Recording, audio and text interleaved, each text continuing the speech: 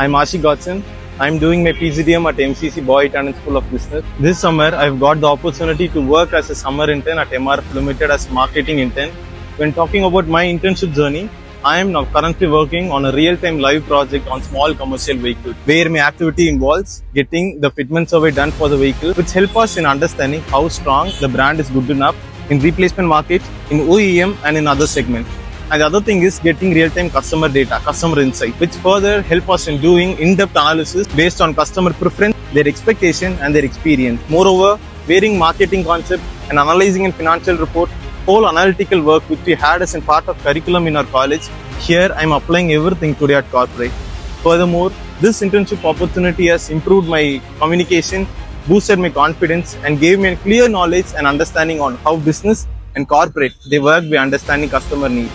With that, I express my sincere gratitude to MRF Limited for this opportunity, and I thank MCC Boy Tandon School of Business, and I extend my deep gratitude to our mentor Ms. Chandrika Tandon and our director Dr. P. David Zawahar for their constant support and guidance.